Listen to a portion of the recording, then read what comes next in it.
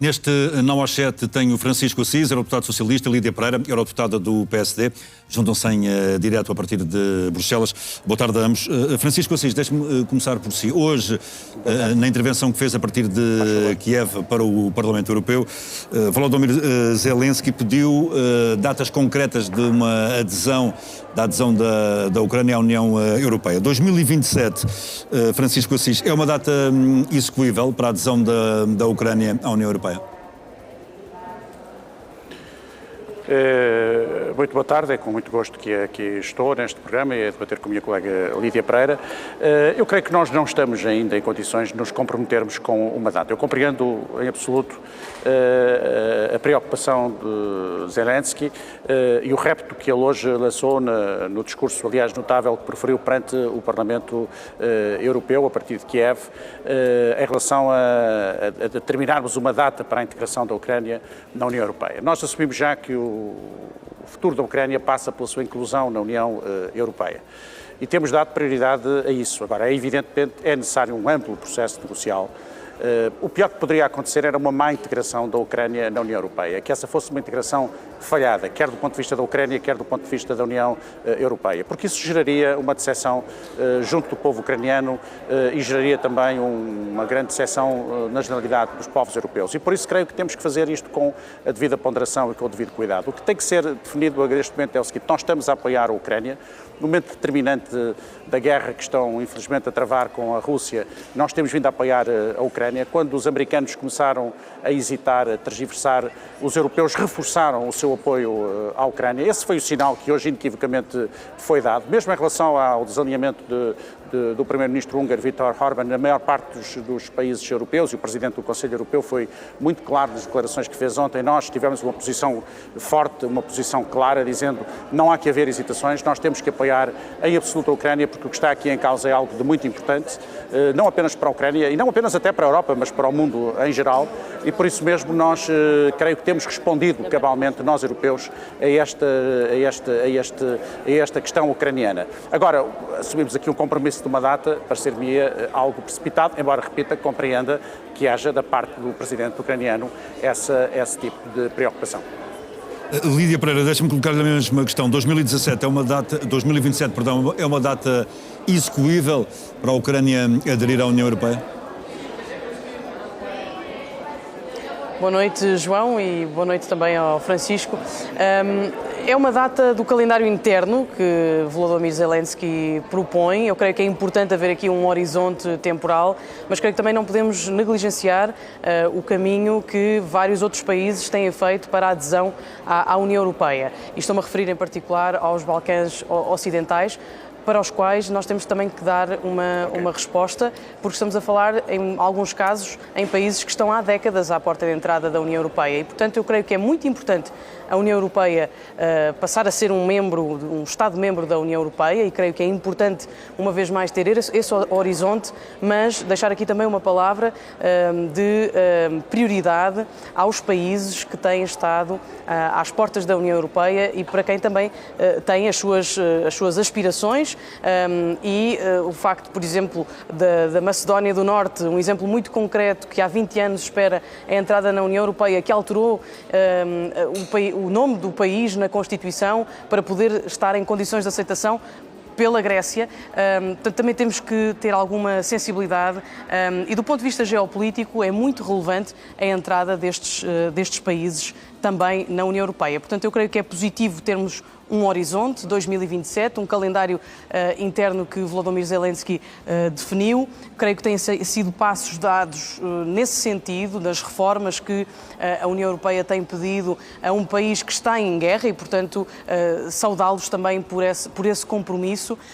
Mas, de facto, temos de também ter aqui consciência da importância da adesão dos outros países que têm estado na calha para pertencerem à União Europeia. Francisco Assis, ainda há pouco referiu isso na sua primeira intervenção, os obstáculos colocados pela Hungria no que diz respeito ao apoio da União Europeia à Ucrânia. Ainda agora votou, há pouquíssimos dias, teve também mais uma posição que obstaculizou o apoio do 20º pacote de sanções da União Europeia à Rússia. A Hungria é um cavalo de Troia de Moscovo no seio da União Europeia?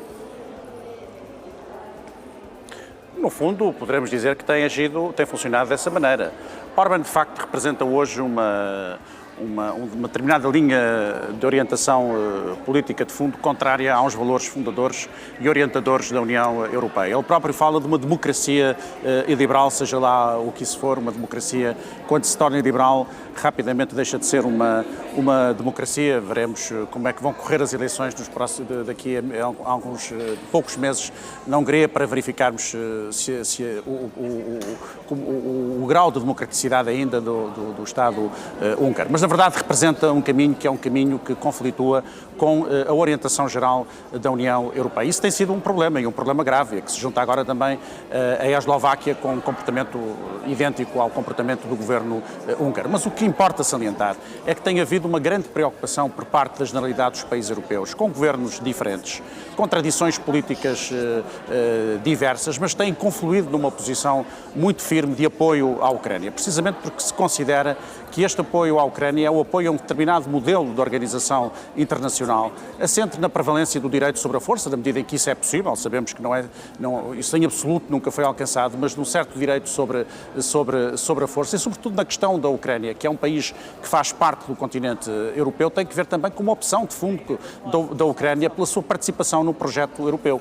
Ora, se nós temos um país que faz parte do nosso continente, que depois que tem uma história absolutamente trágica, que o impediu quase sempre de se constituir numa entidade nacional, independente e autónoma. Se nós temos hoje um país que finalmente dispôs dessas condições na sequência da dissolução da União Soviética e que não os quer perder, que quer ser de facto um país independente e que o quer ser num contexto europeu, nós temos a obrigação de atender a esse país. Agora, é evidente que há muitas coisas pela nossa frente, desde logo para atingirmos a adesão, para que se possa colocar a questão da adesão, é preciso acabar a guerra. Não é possível garantir a adesão ainda num contexto de guerra, porque então entraríamos nós próprios numa guerra direta com a Rússia. Portanto, há um esforço enorme a fazer. Nós temos que apoiar a Ucrânia, temos que demonstrar claramente à Rússia, em particular a Putin, que nós estamos com a Ucrânia. Ao mesmo tempo, evidentemente, também temos que apoiar todos os esforços que seja possível realizar, tendo em vista acabar com esta guerra, que dura há 4 anos. Recordando uma coisa muito simples, o Putin, quando invadiu a Ucrânia há 4 anos, estava convencido que ia resolver o problema em 3 ou 4 dias, que a Ucrânia não tinha capacidade para resistir, que se ia entregar imediatamente, que não ia contar com a solidariedade europeia, que não ia contar com a solidariedade ocidental em geral, e que iria instalar, que Zelensky seria rapidamente afastado, que iria instalar um poder fantoche em Kiev e que rapidamente anexaria a Ucrânia. Essa era a perspectiva claramente de Putin, que aliás nem falava de guerra, não é? E as contas saíram-lhe furadas, e saíram-lhe furadas por várias razões. Em primeiro, devido à heroica resistência do povo ucraniano, que nunca é demais saudar, porque é de facto notável, porque é uma demonstração, se dúvidas havia quanto à legitimidade da existência de uma nação e Estados, e com o Estado na Ucrânia, essas dúvidas desvaneceram-se completamente pela forma como eles têm vindo a lutar em circunstâncias terríveis. Em segundo lugar, também se deve à resposta europeia, à resposta da generalidade dos países europeus, da esmagadora maioria dos países europeus. E creio que é para aí que devemos olhar, e não para aquilo que são, apesar de tudo, situações algo anormais e acidentais no contexto europeu, como é o caso húngaro e é agora o caso Eslováquia, que têm naturalmente que ser tratadas, e que julgo que estão a ser tratadas devidamente no âmbito do Conselho Europeu. As declarações do Presidente do Conselho Europeu, António Costa, foram muito claras e muito duras em relação ao Primeiro-Ministro húngaro, e isso é algo que é muito importante e que deve também ser salientado. Lídia Pereira, enfim, independentemente aqui dos obstáculos, quer da Hungria, quer da Eslováquia, a Europa tem-se mantido ao longo destes 4 anos unida em torno do apoio à Ucrânia? Sem dúvida, o apoio da União Europeia tem sido inequívoco e, aliás, a aprovação que hoje fizemos dos 90 mil milhões de euros de apoio, uma vez mais, ao povo ucraniano, são um exemplo disso. A Presidente do Parlamento Europeu e a Presidente da Comissão Europeia foram das primeiras líderes internacionais a visitar a Ucrânia logo a seguir à invasão da Rússia e, portanto, nós temos mesmo que estar ao lado da Ucrânia. Em causa está, e eu creio que é importante sublinhar uma vez mais isto, eu tenho repetido que temos uma guerra na Europa, só não temos uma guerra dentro das fronteiras da União Europeia. Mas temos uma guerra na Europa e devemos encarar esta questão com muita seriedade, e tanto é que as instituições europeias, os líderes europeus, comprometeram-se a reforçar a nossa capacidade de defesa e, portanto, todos os anúncios que têm sido feitos e todos os programas que estão agora a ser implementados na área da indústria da defesa, os 800 mil milhões de euros para que a União Europeia, para que a Europa possa ter capacidade de resposta perante ameaças externas, eu creio que é um exemplo muito concreto e muito claro disso. É claro que não podemos descurar o apoio à Ucrânia, porque a Ucrânia está a defender a Europa, está a defender e a proteger os valores europeus, a liberdade, a democracia, e, portanto, é fundamental que continuemos neste caminho de apoio, mas, claro, é importante haver aqui um horizonte de paz e, francamente, fica muito claro que Vladimir Putin, a Rússia, não tem interesse em irmos ao encontro da paz. Tem interesse, sim, em continuar o desgaste permanente à Ucrânia e ao povo ucraniano.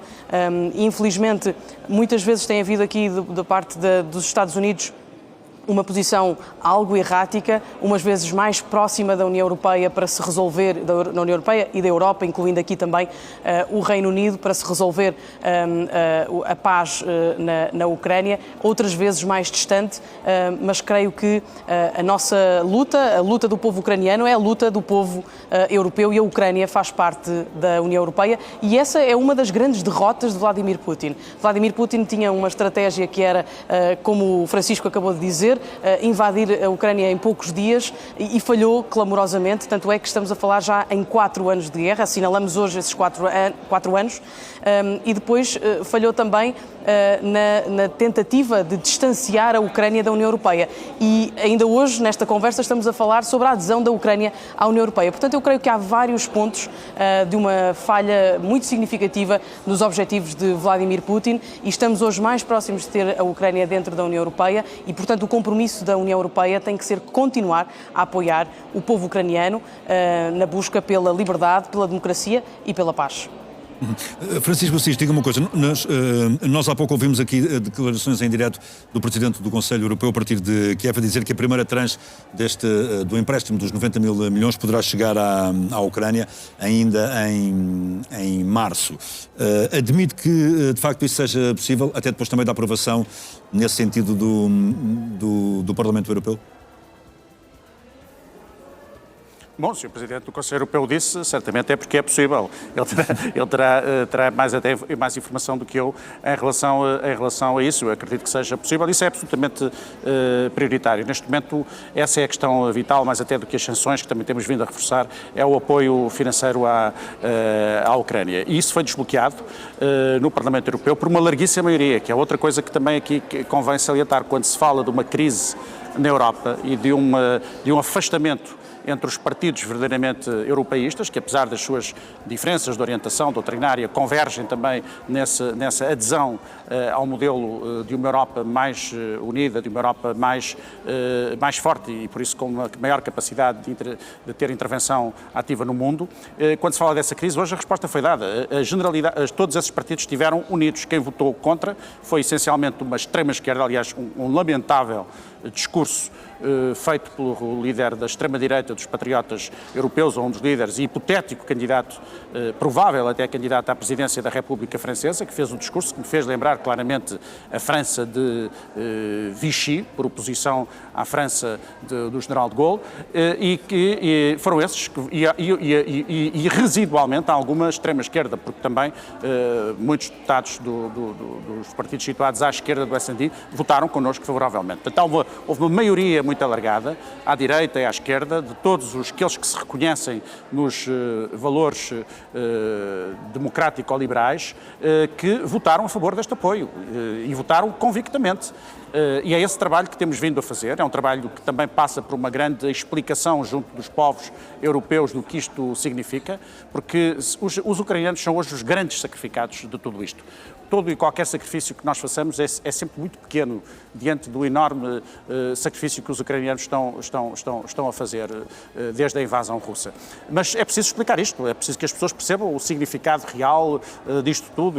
E eu creio que é esse esforço que nós temos vindo a fazer e que temos que reforçar. Mas o que hoje aqui ficou demonstrado no Parlamento Europeu, com o discurso da Presidente do Parlamento Europeu, a Roberta Metsola, que foi um excelente discurso, com várias intervenções de altíssima qualidade de vários deputados de diferentes formações políticas, o que hoje aqui foi provado, claramente, é que há um grande consenso europeu em torno do apoio à Ucrânia, o que significa que há um grande consenso europeu em torno da prevalência dos valores democrático-liberais. Isso é muito importante numa altura em que esses valores estão a ser também fortemente atacados no interior do espaço europeu. Mas, estando a ser atacados, não estão vencidos, não estão derrotados. Bem pelo contrário, hoje foi a demonstração de que continuam a ser claramente maioritários no espaço político europeu.